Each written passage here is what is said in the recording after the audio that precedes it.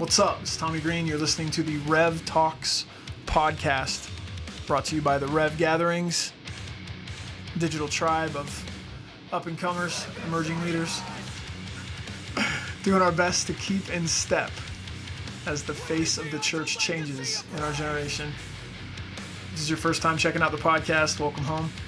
If you are a returning visitor, hiya. Feel free to subscribe, share it around, give us a 5-star review. Tell somebody. If you like what you hear, please let us know. You can reach out to us at therevgatherings.com. Feel free to email us at therevgatherings@gmail.com. Hope you enjoy the episode. See you on the other side.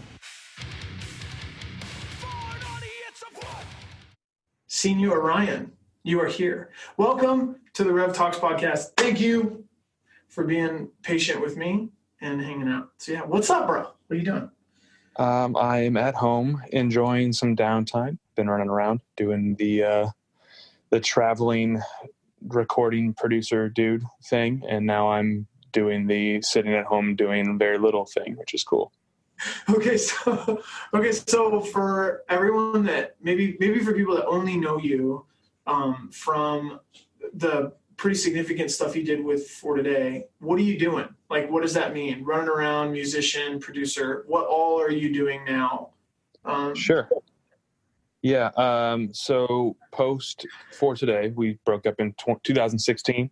And from that point on, I have been working at a recording studio in New Jersey primarily. It used to be called Machine Shop. Now it's called Graphic Nature Audio.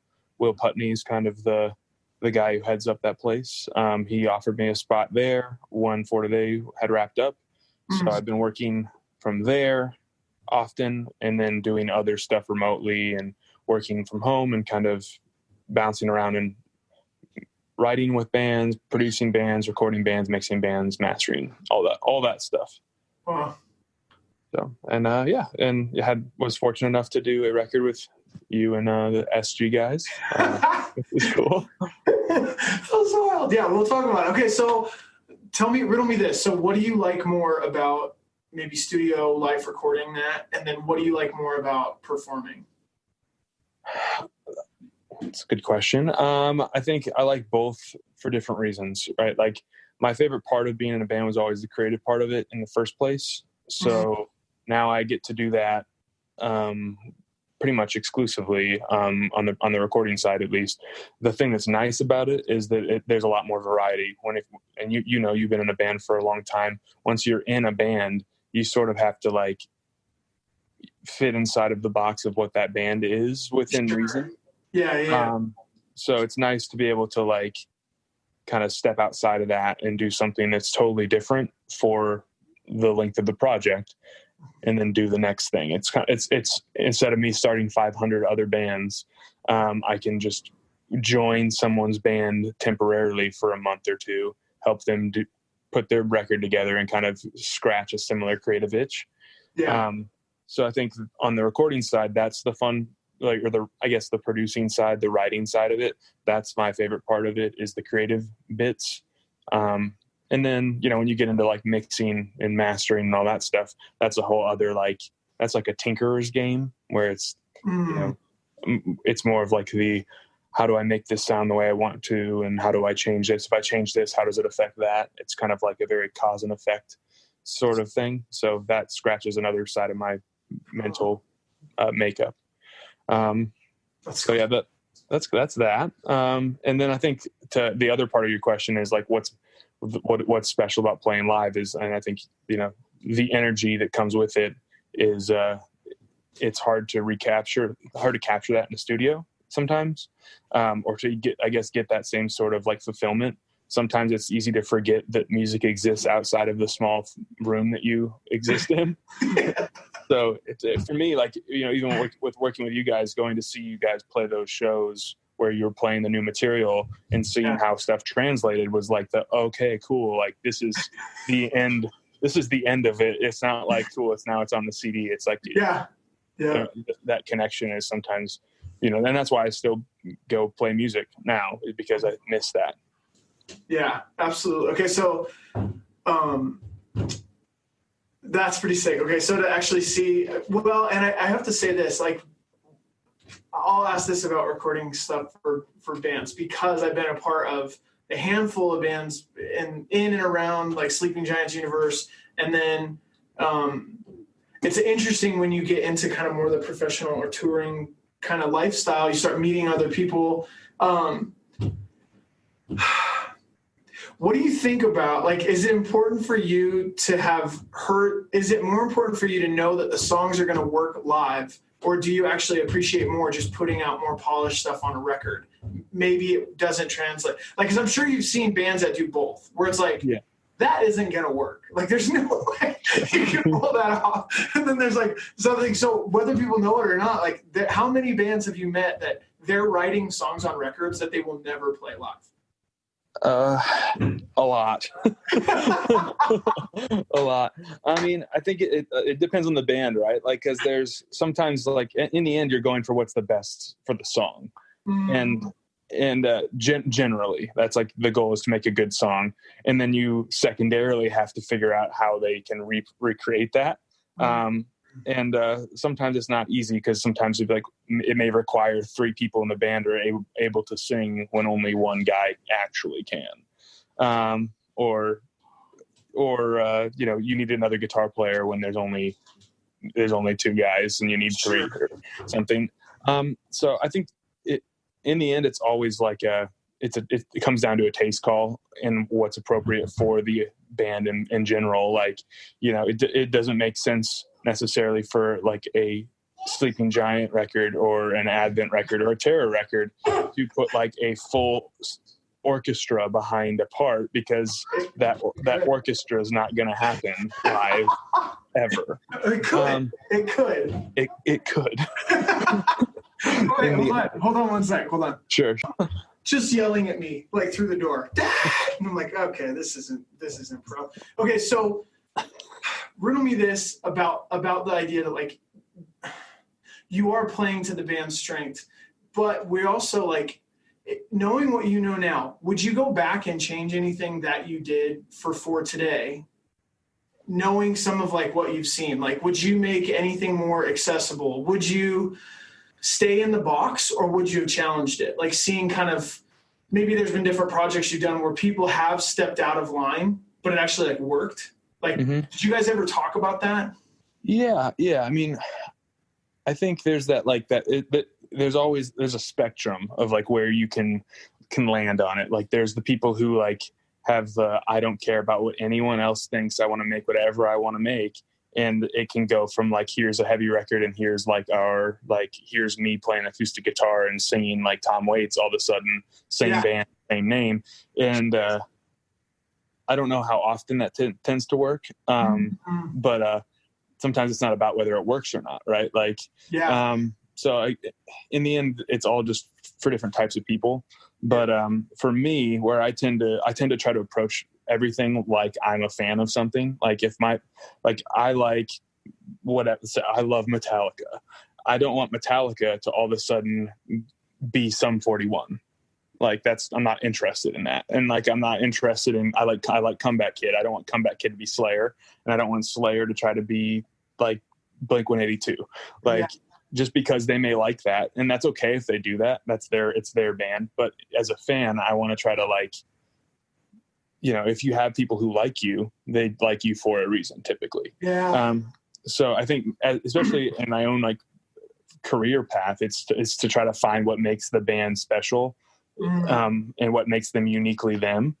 And sometimes that means finding a way to like introduce the artistic elements that an artist wants to do in whatever avenue that means. It may break off into like, oh, we're going to add in like weird string orchestral parts now because that's what I'm about. And it's like, okay, well, you're a hardcore band, so I guess we'll figure out how to make that work.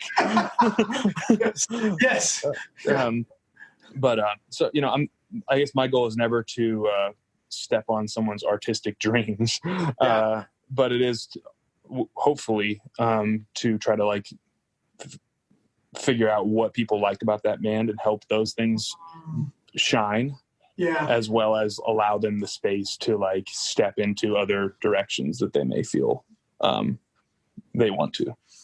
Okay. So I think it's super important for people to hear, just because if the idea is, cause I think there's some people that will, it's only about what's marketable. And I like the use of the word special. The thing that actually makes a band unique is actually important. And I think that's what people resonate with. Like whether people know it or not, most bands I think are playing a sound, and that sound's going to resonate on the inside of people that listen to it. Happy band, sad band, in between. So for whatever reason, it's supposed to find its audience. And so I like the idea of like, what was it that made that band special? If they're going to experiment or grow, that's cool. Let's make sure that they stay connected to that sound that resonates. That's sick to hear. Because I think a lot of people that don't necessarily have strong integrity about what it's supposed to sound like, but they know they want to make an impact, or they want to be in a significant band, or they want their band to be like marketable, or they just literally all they want to do is be a rock star and they don't care. I like the idea of like, hey man, what is it about you guys? Because if you're uniquely you, there is something there.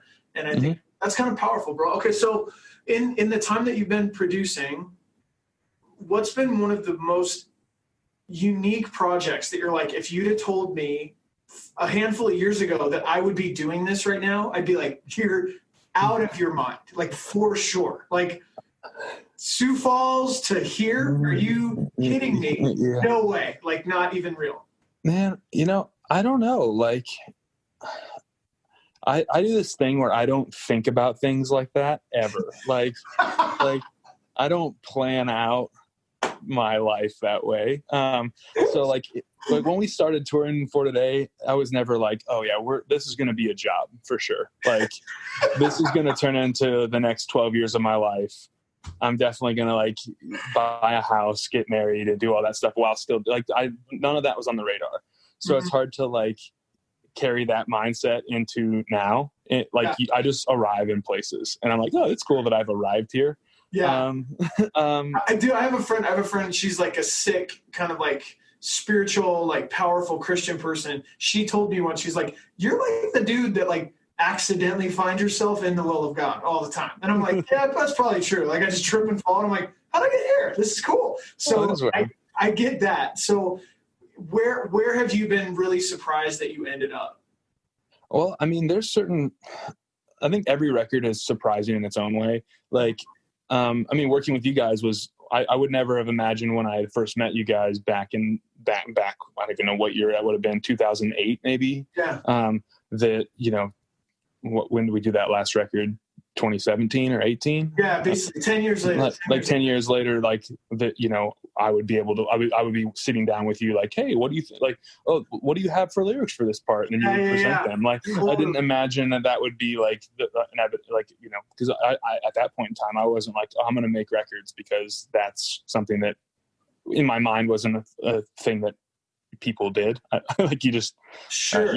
I didn't really think of that as a career path. I just thought of it as a thing that, when you needed to record, you went and recorded with someone. So I like, that's really interesting. When did you go, you're looking at Maxwell, right? Like the Reverend Bishop Apostle Maxwell Montgomery, you're looking at Maddie and you're going, I think I want to like handle a part of what our sound is. When did you go, I want to do that. I actually want to do that for our band. I want to have a bigger say in that. Or there's a thing you're doing, but it needs a me. So like, when did that volume come up for you? Yeah. I think it was like a slowly progressive thing. Cause like I was always pretty involved in the musical side of the band for sure. Yeah. And it was my brother and I writing most of the music for a long period of time. And then as when we went and recorded our first record with Will Putney in 2000 and I guess late 2009, early 2010, which was the record we did called Breaker. It was the last record we did on Face Down. That was the first time I had worked with a producer and that was like really producing us. That was kind of doing the outside perspective, like someone who's saying, hey, why does it go from this part to that part? That sounds weird. Why did you think that was cool? Like in like critiquing our songs. Like really got involved and went, hey, it's not going to it would sound better if, and you went, okay. Like, yeah. And then when we would try out the idea, I'd be like, oh, that is better. I'm glad that I had your outside perspective, another opinion. So I think that was kind of when I saw like like when we did that record, and at the end of it, I was like, wow, these songs got a lot better. And his involvement was, you know, a huge piece of that. And so I saw for the first time, like, how easy it is to get sucked into your own art and like not be able to see the big picture. Wow. Because you spent so much time putting this, like, well, if I make this guitar part do this thing and then the drums do this, then I can go here, and they can listen to it initially and go, yeah, but why didn't you just do this thing that's really obvious? And then you go, oh, it's because I was like looking so close at these. Trying to like do this thing. No, but don't you know? And he's like, yeah, we can get there. It's called the transition. Please just don't stop. Don't stop. Yeah. And then just do like a new riff. That's like the bane of my existence. Like your 700 bands do that. Don't do that. And you're like, oh, okay. Yeah, oh, okay. Yeah. Well, and it was helpful to me to see that. And like just the way that my brain works is like when I see something like objectively and I can look at it and go, oh, like look at the effect that this had on the whole process. Like that, like then I kind of went, oh, I want to be able to objectively look at stuff that way and to impact records in the same way, because it's really hard as a creative person to not get sucked in. Like, could you put the brakes on yourself when it was like a For Today project versus a project that some other band is? When you started doing that, could you still hear the outside voice when it was your project? I had a harder time. I have a harder time on my own stuff. Like doing nothing left stuff is much harder. I want to get there too. So yeah, okay. I'm just wondering, like, that's wild because you hear it and you go, okay, but then it's you. I wonder what do you have to hear in order to go, let me re-listen to that? I'm saying this for other dudes in bands that are hearing you and like, what? They don't want to know that. They don't want to know that someone else could go, it'd sound cooler if you went here. And you're like, no, bro, like that's not where we're going. Sure. Yeah. I mean, I think for me, part of it is like distancing myself from it. So maybe that means like, if I'm doing my own stuff, to like take a break from it, like, and come back to it fresh, because, you know, I need to like forget that I ever spent all this time like debating between this chord or that chord or this melody or that melody. And like, I'll leave it alone, forget about it, then come back, and then you're fresh and objective again, and you can go, oh, this is cool, or this isn't cool at all. I wasted a lot of time here, and move on past it. So I think it's harder to do that, but you know, seeing Will's involvement in ours kind of made me go, oh, like this is a thing that I would enjoy doing, and then starting to work, because even alongside For Today, still making records, I was kind of getting hired to do co-writing stuff with other bands, and they would bring me kind of where they were at with their songs, and I could like, you know, steer it and do all these other things, or just write songs from scratch. But it's a lot easier even then, because then you don't ask yourself like, what do I want to do? Yeah. It just becomes like, what should they do? And that's a lot easier to answer because you know, everyone's a critic with everybody else's stuff. It's easier, and sometimes it's easier to spend other people's money. So you're like, all right, man, like, let's do this. I think you guys need this. Let's do that. So it was easier for me to like do songs like that. And so with For Today, we kept going back to Will, because I always valued that like sort of distanced opinion. You know, I think, you know, and this isn't me plugging my current occupation, but I do think it is valuable for any artist, especially ones that get stuck on like, you know, the analysis paralysis sort of thing where they don't know where to go. It's really helpful to have someone that you trust creatively tell you what's good or not. And you know, obviously the trust is a super important thing, but if you respect someone's opinions and they tell you what sucks about your stuff, you're usually more willing to like, maybe their idea isn't the idea that you go with, but it spurs upon like a better idea than what was originally there. So let me ask you this as like I'm trying to think of some of the, because there's an interesting kind of change or transition that's happening. It feels like there's new generations of kids. It feels like a normal generation's 40 years. It feels like in the hardcore scene, it's like 8 to 12, and we're like in a whole different universe, right? So I'm thinking about you, and I'm thinking about Will, I'm thinking about other producers, but I'm also thinking about like young bands.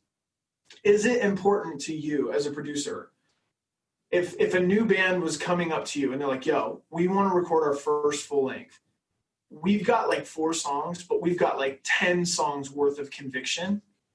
Or we've got 10 dialed in songs. We have nothing to say.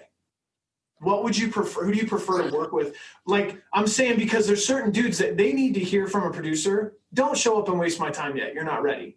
Like, you don't have what you need. You don't even have like 6 songs pretty good, and then you're stuck on a couple, and I can work with that, right? Yeah. Because time is valuable. A lot of people are bringing in their own money.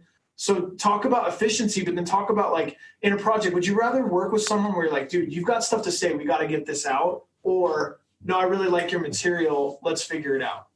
Yeah. I guess it depends. Like, sure.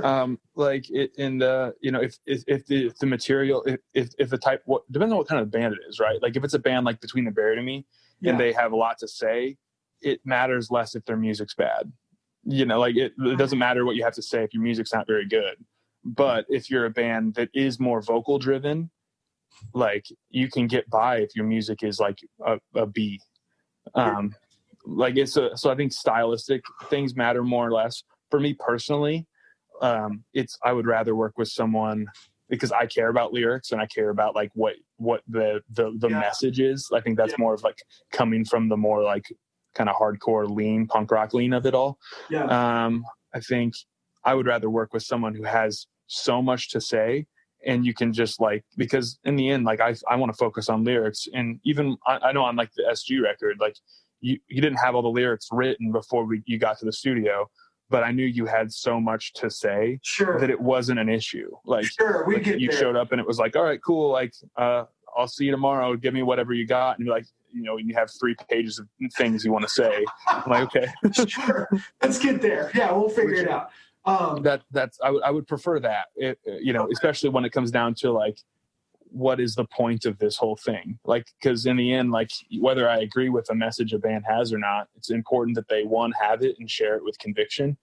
And because then it makes you feel like you're, you know, you're working towards someone sharing something they believe in, which I think is a pretty important thing for me to be able to do with people. Again, whether they have like the same ideological standpoints as I do or not, I think there's nothing that's really more like personal. You don't get to know somebody. You get to know someone really well when you say, what does this lyric mean and how can we make it say what you mean better? Like you have to break into like what someone cares about at their very core. And to me, that's important. Yeah, that's real.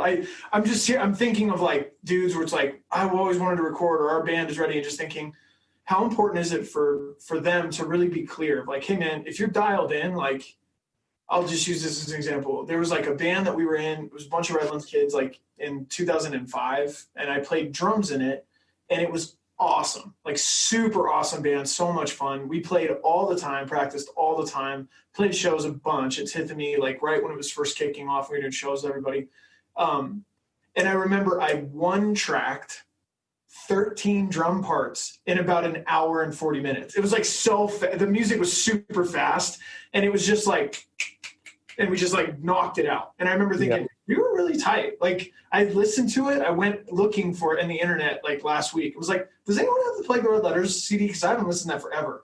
And homies sent me links, and I listened to it, and I was like, wow, that was really awesome. But like we were ready to walk in there, play it like it was a practice, like dialed in, and walk out. Like we could have live tracked nearly everything. And then there's that preparation. Even if the songs aren't super intense, there's like, I'm prepared to walk in the studio. And then there's, I'm prepared with an idea or a concept. And I think bands need to be really clear about where they're at. Because it's a big deal, right? Like to try to put out a project, it's a big deal.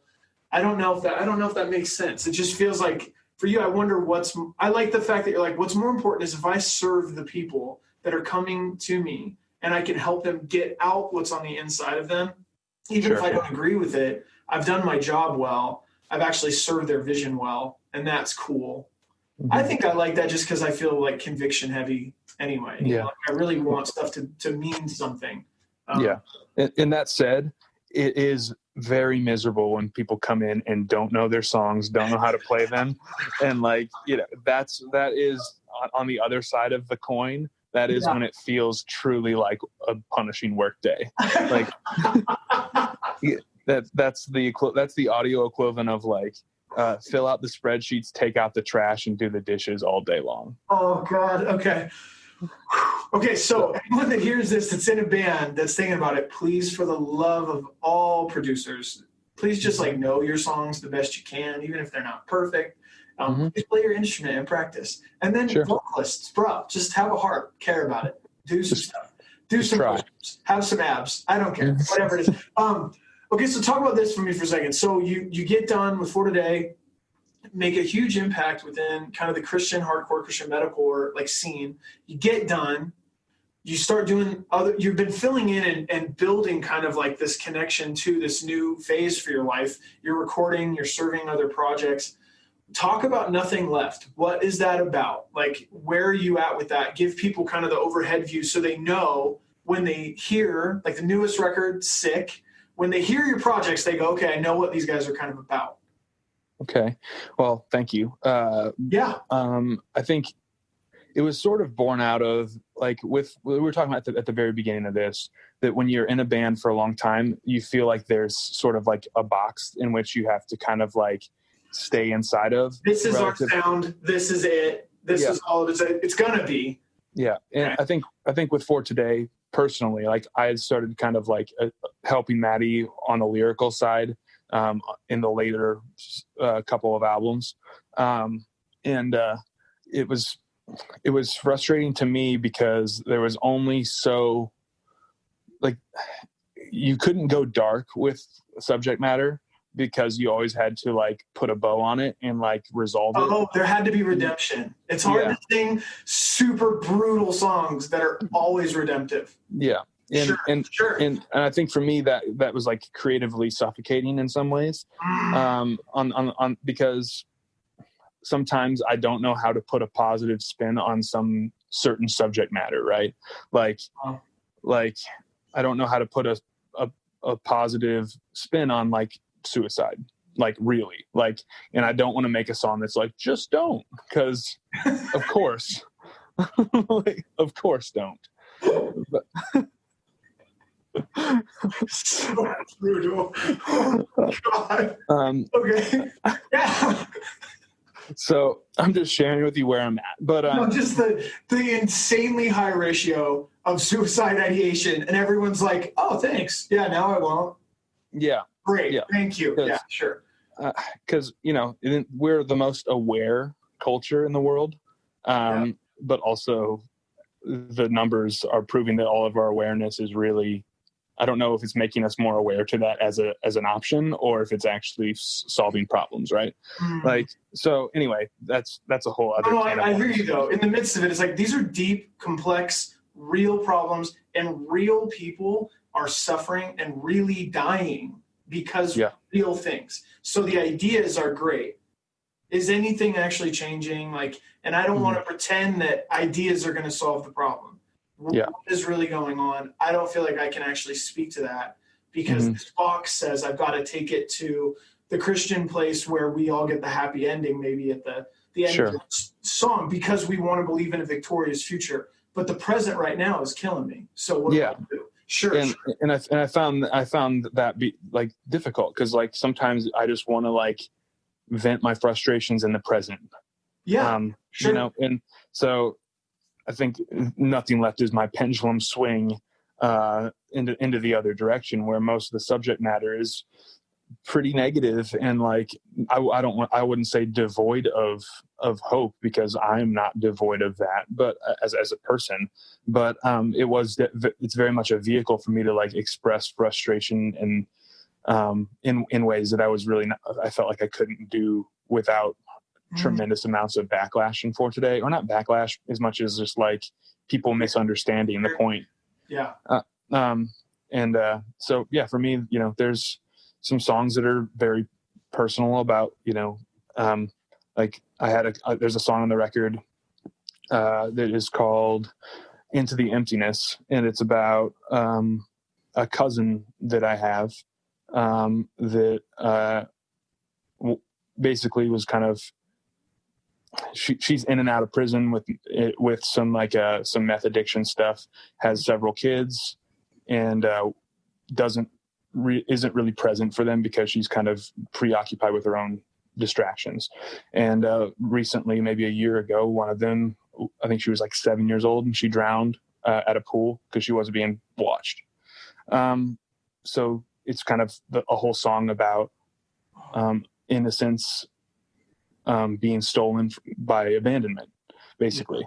And I don't have a super positive turnaround for that. You know what I mean? And like it was those sort of subject matters and things. They're just unpleasant. And I just wanted a place to voice those. And that's kind of, I guess, what started the idea of Nothing Left, is talking about all these issues and things that I wanted to talk about, personal things or just global things. There's stuff that is much more lighthearted than that.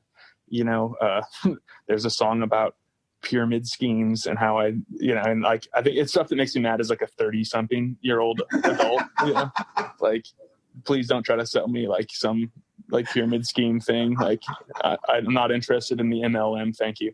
Like, yeah. But so that stuff is, it's still just me venting about stuff, but it's not, and some of that stuff is a little lighter hearted, but then there's stuff that is, even that with For Today, that you couldn't be lighthearted in your songs, really. Yeah. Because everything has got this eternal implication all the time. And you have to show that there's redemptive power at the end of it. And I think that's good, but it's also creatively very narrow in terms of what you can do and say. And after like 6 records of that, you sort of have said a lot of that in the way I can think of. I think about, it was probably 2003, 2004. And I was going through my divorce with my former wife. Maren was like 1 or 2. And I was in Atlanta with my family, and I went to a Bible study in downtown Atlanta. The Revolution Bible study was led by like Jay Baker at that time. And I had never really gone to a church like that before. And I remember they went to a bar. They go to like a bar afterwards and get beers and talk or whatever. And a dude that was there, like a hardcore guy that was there, he was talking to me about kind of the hardcore scene at that point. And I'm trying to think if even, I think Death Star had been around for a little while, but I wasn't in the band at that point. Like, I think I'd left to be a dad or something like that. I can't even remember where we were, but we were talking about hardcore. Figure 4 is like one of my favorite bands at all. And so we're talking about it, and he was telling me that Suffering the Loss, like their 3rd record, was his favorite because it was more complex, because it was issues of the complications. And so I sometimes wonder if like the fact that, I would say this just as like maybe a end note to what you're saying, is like the fact that our the Christian Messiah, this dude, Jesus of Nazareth, who apparently would be fully God and would embody full humanity and stand in it, that in and of itself says that we've got a faith that can embrace the complications of like brutal living. But I think when we run to it, it really does become like a one-dimensional, like fairy tale garbage. So I hear you. Okay, so in your heart, in that place, you're like, I don't have a place to just say, what about, who's going to write the songs for the unanswered prayers? What about that? Who's going to put that out there? Like, okay, so that's kind of where that went. So then talk about Dannon and like the relationships and kind of putting the band together. Sure. Well, obviously my brother was in For Today and is like, really, he lives in Cincinnati. I live in Tulsa, Oklahoma. It's and we grew up touring together for 12 years where we were just hanging out all the time. And then once that stopped, like, it was like, hey, it'd be cool if it's a great excuse for us to be able to like hang out more often. So my brother and I, were kind of like the main, like two that the idea started with. And then, Dannon, he lives in Oklahoma as well. And I had kind of talked to him, in passing, just casually, because him and I have been friends for a while, and he was no longer doing music. And I had never actually seen him with his old band, but I saw him fill in for Brooke from Impending Doom on a Scream the Prayer tour. Yeah. And I was like, this is very strange to hear someone other than Brooke do vocals for Impending Doom. But I liked him. I think he's a good guy, and I think he's a good singer and all that. So it was kind of like, he was in. It kind of just seemed like, hey, like we we can just hang out together, and you live right near me. So why don't we just hang out and do this together? And we, you're saying you miss music, and I'm trying to make some more, and I need somebody to do this particular task. So, so that was kind of how he got involved. Alex, who plays in Silent Planet, is just the easiest Incredible. Dude. He's an amazing drummer, and he's such a good guy. Yeah. So he's really easy to hang out with, and he's just better than all of us on like a technical level. So it was just kind of like, hey, if we get this really good drummer, we can all kind of hide behind how sick he is, and it'll be sick. We need like a shirt that says more gospel drummers in hardcore, because I feel like there's like a whole thing there. Well, it's crazy because he had never played like the style of music that we play ever. Like he had never done like the D beat, like punk beat, thrash beat, all that, like even like blasty sections. He had never done literally any of that. Like, so every song we were recording, he was like, this is the fastest one I've ever played. I don't know if I can play this fast, and just would smash through the whole thing. And I'd be like, I don't think I'm worried about it anymore. I think you'll be just fine. I think we're going to be all right. Yeah. So, and then Devin is my brother-in-law, and he used to play in Take It Back and things like that. And so it's sort of turned into like a makeshift family band with Alex and Dana. That's awesome. But yeah, I mean, it's cool. Like, and we can go on, do these like short little tours, and like everyone can scratch the itch and then return to whatever level of normalcy they want to. It keeps it fun, and it keeps it from being like, I don't know. I don't care. Like, I don't care in the same way. It doesn't burden me, which is really, really refreshing. And, we just did that tour with Motionless in White and Beartooth and Stick to Your Guns. And it was insane. Like, it was every night except for one was sold out. And they were, I think the smallest show was like 1,000 people, and so it's every night was very, most of the shows were between 1,500 and 2,000 people. And, it was great. We were playing for a bunch of people who had no idea who we were at all. And it was a lot of fun. So, I mean, we got to like present ourselves and present our music to people, but more than anything, it was just cool to hang out with all, For Today toured with all those bands in the past. And it was cool to, kind of get out there and see people I hadn't seen in a few years and hang out. And it was great. It was a nice way to, pretend that it's like when an athlete is like their knees are bad and they're like not really good anymore, but they can like still go out there and like do like this. It's like the celebrity basketball game where it's like, this guy is still sort of walk. So yeah, it was good. We had a lot of fun on it. I feel like I can't remember the name because I was training for the big run that I did, and I was listening just to everything because I'd run for hours in training and just have songs on Destroy and Rebuild. I can't remember the name of the song, but I remember the phrase, lost a brother, lost a friend, lost a life that came to an early end. Yeah, that one. All that's left in memory. Okay. That one I listened to. I remember because I think I was just in training, but my brother Connor had passed away in 2018. And I remember being on like a long run and just sobbing. Like I had to stop and I just like lost my crap in the middle of the road, like anyways. And so I just want to maybe just give voice to the fact that it's like, whether people get it or not, I think the very reason that the Christian hardcore scene exists is to give voice to pain that doesn't come out other places. I also think it's a distinctive way to praise. And I also think within the Christian spectrum, someone's got to say, ow, for all the Christians that don't want it to be that way. And so on some level, I just want to validate the fact that it's like, everybody needs like a big everyone has pain. Everyone needs a place to put it, but I just really like that song. I thought it was awesome. And I can't listen to it right now. It'll pop up and I'm like, oh, okay, I'm skipping that guy. But there's just a thing of like, okay, this is like real deal. But of course I like it. I like the style and all that stuff. So sure. Just know like that was cool. Like it was very powerful. Whether that song specifically touched other people, for me, I was dealing with the loss of like one of my best friends. And it was like, oh crap, that's how it felt. Yeah. Like an early end too soon. Oh my God. And now I'm trying to remember what his voice sounds like and like, just all that stuff. Yeah. So super heavy. So I think about your second cousin, mm-hmm. this 7-year-old. Yeah. So these are real things. And I think we're embracing stuff like, even with For Today doing the really amazing benefit for the human trafficking organization and stuff, it's like we want it to be this like triumphant anthem that like we're gonna win. Mm-hmm.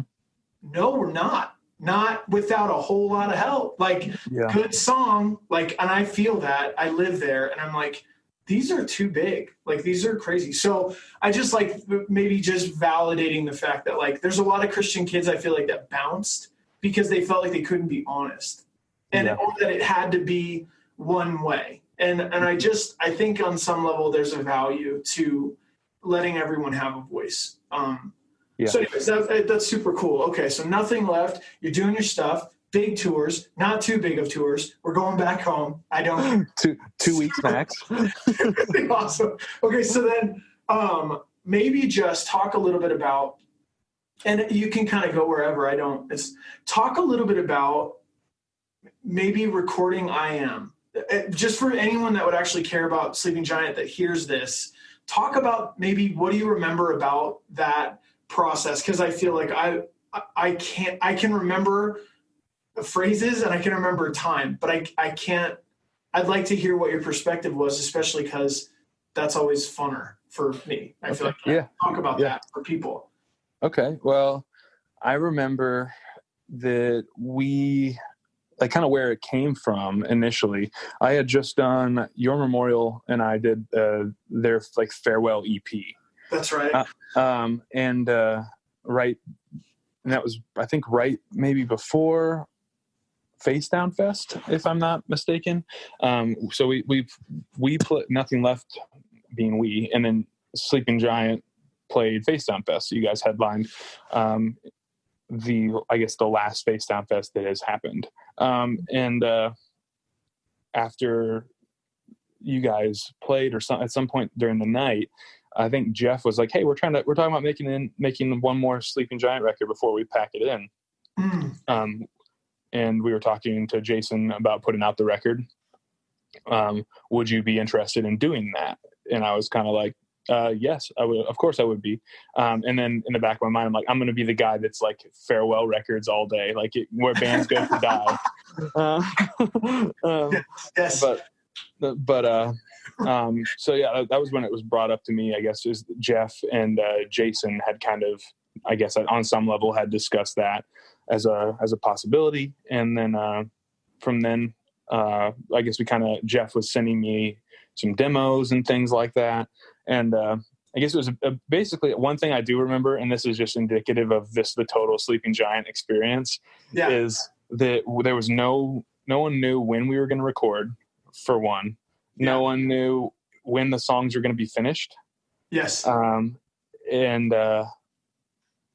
And you guys all live super far apart. So it was like also it was like a logistic. I just remember calling Jason being like there's so many details that like just have to be figured out. I can't, because I don't live in New Jersey either. And we recorded it in New Jersey at this place, right? Yeah. And so some of it was like, I'm having to like work out details with someone who owns a studio in New Jersey with a band that doesn't live anywhere near each other for a record that is yet to be written. So awesome. Everything about it's awesome. It was incredibly Sleeping Giant, like just Hail Mary pass, and then like it ends up, you come down with it in the end zone. That's right. So we don't always jump well, but we land okay. We land okay. And and so from there it was like Jeff had demoed all the songs out. He came to the studio. We went through the songs together and did pre-production. made changes in songs, changes in riffs. I think we wrote a song or two together out there. Mm-hmm. And then from there it was like Jeff went home because he had to go shoot some weddings or something, which I was also like, this is so Sleeping Giant. Like, yeah, he's out. See you later. the guitar player is now not here. Not here. And then you came, and it was like, the conversation shifted from like, cool, the songs are done. Like, does Tommy have any lyrics done? And we were like, I don't know. We'll find out. So you showed up and you did have things done, and we got it figured out. But I remember the whole thing was just sort of like, yeah, we'll figure it out. Like, was just the whole like, yeah, we'll just have to figure it out. And we did, and it was fun. It was cool because it was definitely the most time that, I mean, I had toured with Sleeping Giant before with For Today and stuff over the years, but that you spend way more time hanging out with people when you are doing something like this. I mean, it was literally like, hey, Tommy, I'm going to wake you up this morning, and then we're going to go get lunch, and then we're going to start recording vocals. So you spend most of the time with somebody, and you kind of get to know people a little better than you do in like the casual, like, venue hang situation. Yeah, man. And you get to talk about things that actually matter. Like, why are you writing these words for this song? What do they mean to you? How do you, and especially on a farewell record, when you're talking about like, what's the legacy you hope this band leaves behind, and how do we try to like, on some level, capture that for you guys as individuals and for your fans as listeners. Well, yeah, and you were pretty okay. So like, from that vantage point, where like you were really like heavily involved. And you may not have any, and that's like, I don't have some expectation of it. Do you have like a favorite moment for the I Am project, or something that stuck out as like, that was actually awesome, that was surprising, just so someone could see it through your perspective, I think? Yeah. Okay. Well, it's like a collection of moments, right? So there's some stuff that is like, I would think of as like, oh, that part turned out really cool, and I really like this part. Like, there was some of these moments, like, where you would have like a certain lyric. I can't remember the name of the song right now. It's the one with like, there's a ton of singing verses, and I think it was, you guys had a lyric from it on a hoodie. I can't remember the name of the song, and it's going to drive me insane. Like on the last tour, but it's just like my favorite song, but I can't remember the name of it. But there was certain lyrics that you had in there that like I just thought were like were kind of out of left field for me. I didn't because I think it was one of the last ones we wrote for the record. It was like, I think Jeff and I put it together like at the very end. It was the last song, and it was like these chill singing verses, and then like a mosh part at the end. It's going to make me so mad that I can't remember the song right now, but anyway, like I remember like you kind of having like presenting the lyrics to me, and I was like, yeah, these are the perfect lyrics for this part. Like, that in my mind, there's like, Tommy's going to be out of steam now. We've done like the entire record. And like, there's, what else is he going to, like, how many more ways are you going to say like, this, right? How many more ways are you going to say like Jesus and like Jesus, and, like, but hard, but like Jesus, but like we're nerds, but Jesus for sure. Yeah.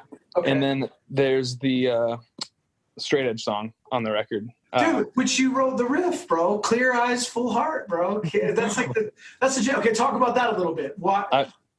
Tell me about that process, because most people, maybe they don't realize that is like a uniquely, you and Jeff, you guys put that together. I hadn't heard it until I got out there, and then it's like, all right, okay. Stuff. Well, I guess the way that started was like, we had listened to everything that Jeff had brought, and we had kind of went, what boxes are not getting checked? Like, there's not like a straightforward, drivey, like hardcore song on the record. Yeah. There should be one. So I was kind of like, so that was kind of like the genesis of it, was just like what we need to have, like the hardcore song for you guys. And there was some some lyric, and I can't remember what it was, that you did like with a Madball voice that made us both laugh really hard, and we kept it was it was Cro-Mags. I did the Cro-Mag, the enemy prowls, but I did the like, it was just like for fun. And then yeah, that's awesome. Also, just want to say the good book in my grip got me. For sure. You were like, oh my God, these like, corny people. And I was like, yeah, it's like my whole style, bro. I don't care. So I mean, it was I think that one may be one of my favorite songs on the record, just because it was like what we were talking about. You like, people are afraid of being like sort of fun. Like, and even me, like, I'm afraid of steering bands to like this is supposed to be fun and it's supposed to be cool. So you kind of like got to show like some of your influence on it, and then also just do like some of these, like, you know, Preach Core Lives being sort of like a tongue-in-cheek like wink thing at Madball, and you know, and because they're so hard. I just felt like, well, we've got our own little weirdo lane. We don't really matter to a whole lot of people, but within our little weirdo thing, let's just be about it, because you know, why not? They get Hardcore Lives, we get Preach Core Lives. People hated us. It was fine. No big deal. Those things were, I think that moment was one of my favorites. And then lastly, and I don't know if you'll remember this or not, there was a mouse in the room you were sleeping in. Yeah. And you were sleeping on a floor mattress with a blanket, and you had been, and we had talked about going to get brunch. But we were both incredibly tired and shot, and I called it breakfasty-lunch. Breakfasty-lunch. I'm more of a breakfasty-lunch kind of guy. And it's not funny at all. But in the moment, it was one of the funniest things that I have ever heard. Dude, yeah. But because you were also, I took a photo of you. I think I still have it, where you're just like under the covers, like hiding from this mouse. And yeah, it was great. Mice, bro. Come on. Anyways. So, it was a lot of fun. But yeah, I mean, my favorite parts of it were just like getting to hang out with you guys, and then also like being able to make a record that I think your fans really connected with, and I think, you know, I think was a really cool way to like end the band on a high note. Yeah. I think so, man. Okay, so do this, because how about this, just from your perspective, and it doesn't have to be anything past a certain point, okay? Because I'm not, my goal isn't to do anything weird. Tell me what your perspective is. What's the biggest difference between For Today and Sleeping Giant? Because we always got lumped in as like Maddie and Tommy are basically the same human, just like they're saying this. So talk about the difference, because you got to work with us and you intricately know your band. So like, to you, what's the biggest difference between the two? Man, I think there's a lot. I think that from my perspective, there's a lot, obviously. But you know, there are similarities, which I understand. Even like working with you and Maddie, and like, you know, I was in a band with Maddie, and I worked with you like on that stuff. Like, you guys have like there's similarities, but then those similarities diverge in a lot of different directions. But I would say it's hard to do this without using Christianese, and I hate using Christianese. No, use it. Christianese. Do it, bro. Get all. I would say that our stuff was like, our vibe was more like, let's like, especially towards the end, was more like, what's like, can we reduce it down to just the gospel? Like, what is like the core of the gospel? And you guys were much more like free praise, worship, like joy. Like, you guys were a lot more of like about ushering in people into like a spirit of like where they could encounter the presence of God. And I think we were trying a lot harder, or, you know, we had that was maybe where you guys leaned, and we leaned more towards like boiling it down to like, here's like the gospel, and how can we like communicate that. Wow. Which I think it's just different. Like, it's different in its like vibe and the way that is put out there. It's also probably a reason that most, like, I think you guys, it was so hard to see Sleeping Giant and come away feeling bad. Like, it was so hard to like, see you guys and not come away being like, wow, like that was a cool moment. Like you guys cool. there were like, awesome. And I think we did get some like a bit of a hard time from, and I know we've talked about, we got a hard time like after we had initially seen you guys for the first time, because I think for us as younger people, like you guys are a little tiny bit older than we are, but we had never really seen what you guys were doing, like something like that. And I don't think. Sure. So we had these awkward, like, we like, well, this is what it should be. Like, how do we figure out how we do that as ourselves? Yeah, bro. So we had like the high school yearbook photos that you want to hide from everybody, but we did that in public as we tried to figure out who we were, I think we kind of came into our own towards the latter years, but that's awesome. But we definitely had some moments where we were trying to figure out like what it looks like, and even internally, like the five of us didn't always know what that looked like, and we didn't even always agree on what that was internally. And I think you guys, I think we toured a lot more than you guys did, because you guys had probably a more healthy balance, but. So I think there was a lot less, maybe, and you could speak to this better than I could, but like for us, we were very much trying to grow up and figure out what it looked like to be believers and do the thing correctly. But learning that while in close proximity to each other on tour all of the time. On the road. Weird dynamic. That is such a brutal place to try to come up as a disciple. I don't know if people in the scene, especially people on the outside that want to judge Christian hardcore kids for like being over it, I don't know if they understand how brutal it is to try to go on a faith journey when you get to see all of the Church of America, good, bad, and ugly, every single day, and somehow you have to still go, no, man, it's worth it. Like, Jesus' people are rad. It's like, hey, there's a lot of people out there not so rad. And they love your band. And they're rocking the shirt. And you want to take it off of them, for sure. Mm-hmm. Because it's not a representation of your heart.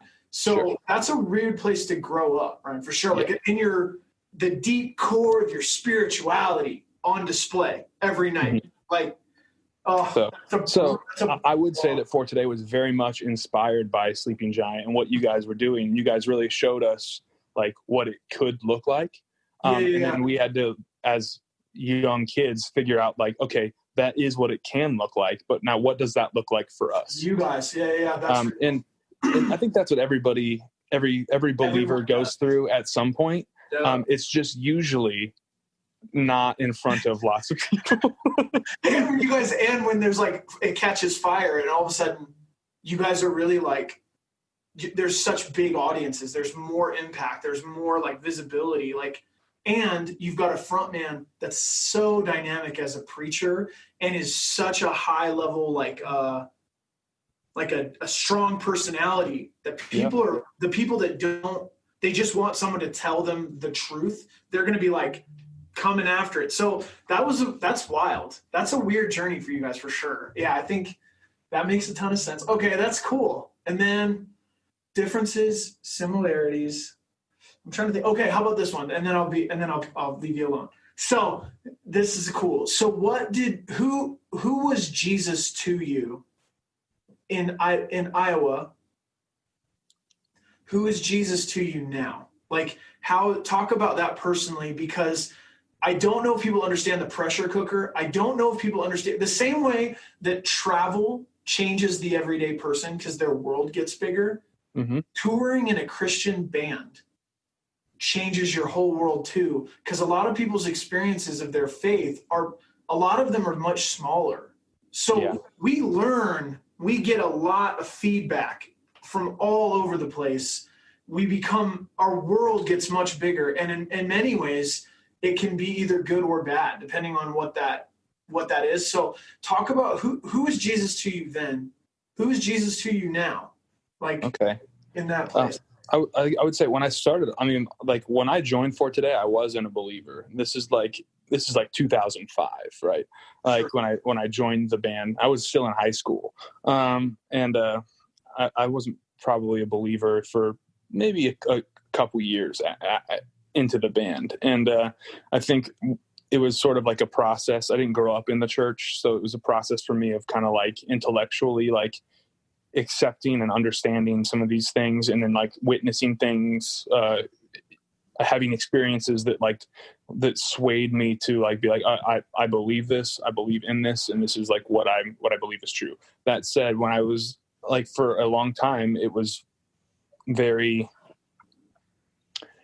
nuanced, as it never is for anybody. Like, it's not, you kind of like, I guess it's the traveling analogy was a very good analogy into like kind of what early faith looks like for a lot of people. Yeah. It's just like you look for the easy answers that are like the pat answers that most people that grow up in the church are given in their youth group experience or in their early like Sunday school classes or whatever it is, that like, you know, that they learn all these like platitudes that like, you know, hate the sinner, don't hate the sinner, hate the sin, like all these like Christianese phrases that you know, are kind of spread out there and like sort of, you know, so I think you initially, especially when you're in a band, you become indoctrinated with all these different things, and not necessarily that example, but like a bunch of different things, just the way that like, how do Christians behave? What do they do? What do they not do? What do they say? What do they not say? How do they speak? How do they talk? How do they, whatever. Yeah. So like, I think for me, initially, a lot of religiosity would have been like more of a legalistic checklist of things to do and not to do, in order to best represent what I believed. Right. Yeah. Like, so, and then I think, you know, it really was a big turning point for a lot of us to see like this other side of this, like this freeing, powerful worship thing. And, you know, we do attribute a lot of that to seeing what you guys were kind of doing, and kind of having our eyes opened to that. And obviously there's a whole lot more beyond that. So then we kind of, you know, I think people are pendulum people, and I know myself, I definitely swing. I have a tendency to just go from one extreme to the next. I don't think there's, wow. And so I think I went from that side of it to like, I'm going to chase after all these like experiences. I want to be like an experience-based person. And then I got to a certain point with that where I realized I had experiences, but no way to process them logically or theologically, or like I had no way to like, I didn't know anything about like who God really was, other than like, you know, so then the pendulum swung back the other way, and it was like theology and like just studying history, church history, learning about the canonization and all this stuff. And then when your pendulum swings back the other way, and you get like into like, well, like, you know, what's your denominational preference, or what's your sure. Your theological like circle that you run with, or whatever. Then you kind of decide, this is my lens. So then you find your lens, you put that on. Yeah, and then you realize that you maybe have swung to the other side too far. So I think now where I'm at is that I'm trying to figure out like what my I think I'm trying to be careful and say this in the way that I mean to, but my lean is always now, I think for the last several years, has been leaning towards a more quote unquote the intellectual side of faith, while knowing that weakens me sometimes on the experiential side of it. And because I think people tend to go one of two ways. They either are going to go in a more towards emotional, like connectedness, or towards intellectual pursuits of like knowledge. Call it understanding. It's still connection. It's like, I want to understand, and people are like, I want to know. And it's like, it's the same. I want to feel it. I want to understand it. You know. So I know that my proclivity is to lean towards that way, which means that I need to be more focused on trying to actually engage. For me, that's a good word. Okay. So so I feel like for me, I want to be balanced. And I know that most people have their lean, and usually the people who have a lean have a weakness in the other direction, right? Like people who are very, very connected on an emotional level. If you hand them a book on like, if you hand them some sort of book about like, well, what's your stance? Here's a book on hermeneutics. Sorry. Yeah. What's your hermeneutic? They're like, dude, I don't know. Sagittarius? I mean, maybe. I don't know. Or, if you just get into, if you start talking about like predestination versus like, sure. Anyway, there's no reason to even discuss all those like things in this format. But like, once you start going down that road, it can be really good for you, as long as it's tempered with the fact that it's not supposed to be done outside of relationship or outside of connectedness. And so I think all of it on some level is meant to produce love. Yeah. So as long as like that takes you to an actual holy and real expression of love, then teaching did its job. Yeah, exactly. So anyway, I think that's where I'm at now, is just, I'm trying to figure out what it looks like to be balanced. I think a lot of people look at like being balanced or being like, you'd have people that would accuse you of being like a fence sitter of some sort. Like, well, like you have to be like, pick your side. You're on this team or that team, especially in like at this day and age where it's politically that we are more polarized than ever, most in the country. And then, you have all it's, and that's happened in the church too, where it's like, pick your side, don't be a fence sitter, all that sort of thing. Yeah. And I think it has sort of removed this idea of balance and has caused people to just run to their team and their little quote unquote tribe and cut off everything from everybody who may have something different to offer. And I think as much like interesting tensions there can be with people that are very different on a theological level or on a down to their like more, I would call them open-handed beliefs. Sure. Like and even in For Today there's a bunch of guys that were in different places as far as all that goes. I think that one of the things that it did do for all of us was cause us to see that like everyone has something to offer everyone else, and like we could learn from each other. And I think that sort of middle ground or like balanced kind of dynamic can be really helpful for people, because they can see their own tendencies to go too far in one direction, and they can have other people who are going in maybe too far in the opposite direction. You can both pull each other towards like the center of the road, as opposed to being in one ditch or the other. So there's my incoherent, rambling, stuttering post. Super good, man. It's super good. I said it to sort of, I think, a similar target. I remember we got asked when we did the SG, like the final little documentary thing that we did. And they were talking about the song Clutches. And I said, I've got the message for the middle. And I think that there's something about that gray area, that weird space of tension that no one wants to be in. I think that's actually the ground that we're supposed to occupy in some ways, because it gives permission to go, well, my love looks like this and my love looks like that. It's like, and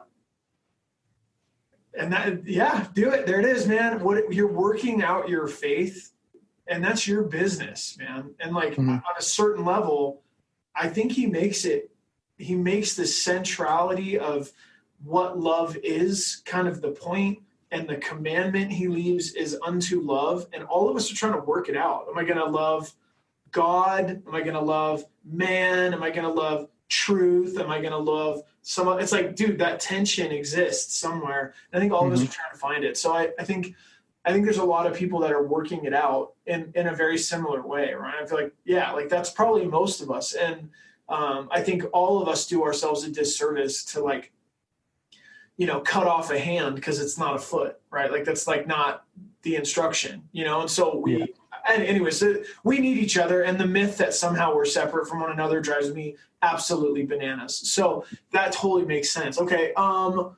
me do this, and then I'm going to pray for you. What can, like, so the Rev kids, any of the Rev people that are going to hear this, and then anyone that's listening that's got kind of faith for you in your direction or love in your direction, what's some stuff that we can be believing for with you and your fam, like over the next year, let's say? Okay. Well, I travel a lot to do this sort of stuff. Like I work in New Jersey a lot. I just got back from Detroit. I was working with the band. I'm going back there what looks like a week from now. In the last few months I've worked in Connecticut for a while, Pennsylvania for a while. And I've worked at home as well in Oklahoma. So there's been a lot of like traveling, which is more traveling than I thought there would be, transitioning into this sort of thing.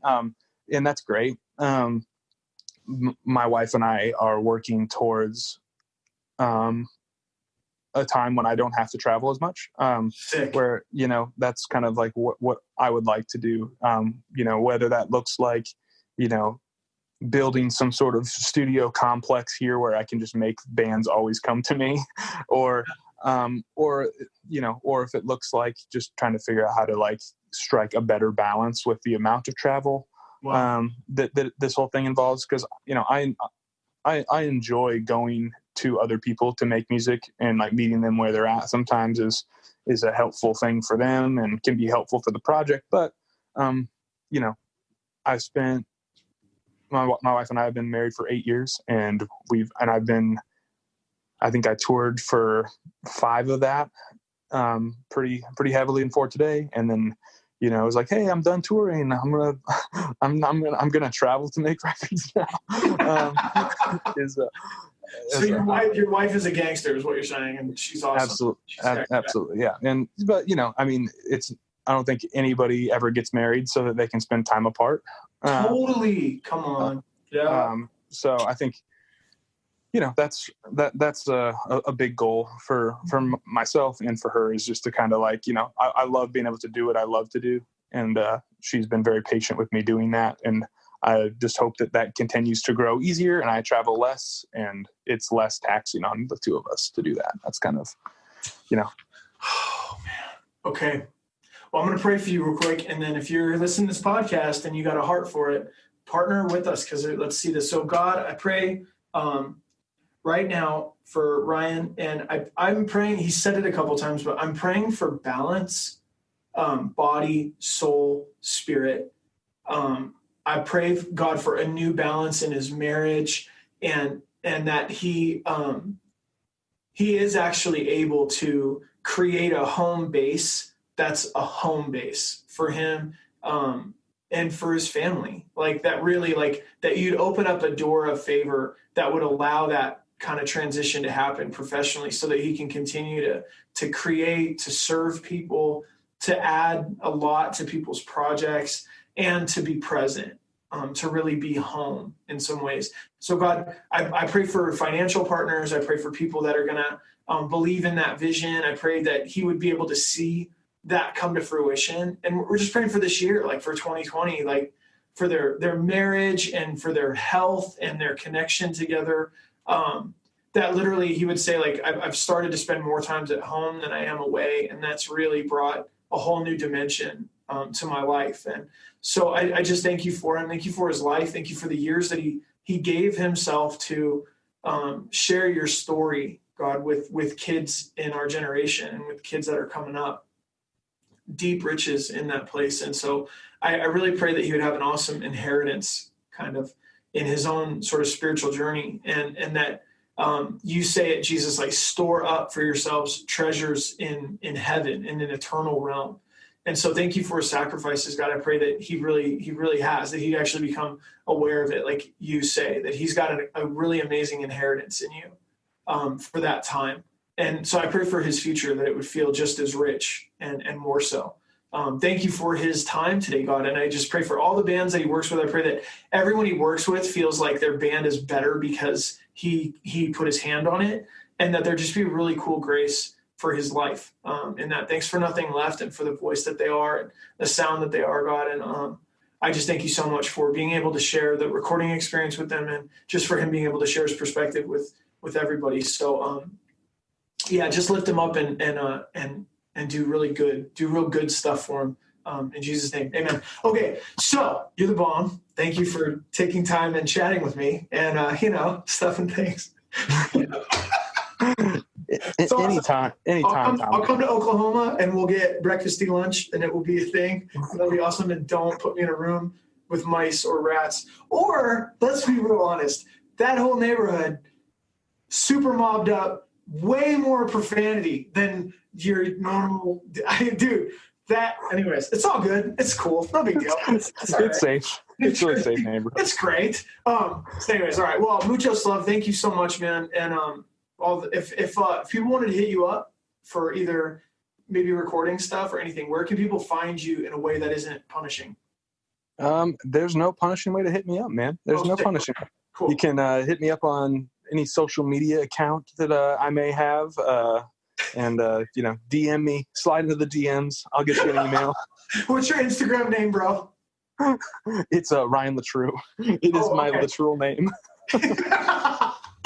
Good job, everyone. Ryan's moved past the point of band monikers. He's no longer Ryan Nothing Left or Ryan for Today. He's just Ryan Leitru. I feel like it starts to get weird if I'm Ryan for Today in my 30s. years after the band is broken up. It's kind of like, dude, can you move on? Everyone else sick, has. Dude. It's super good. Heck yeah. All right, well, I'm going to let you go. Thank you very much, man. Thanks for your time. You're the bomb. See you later.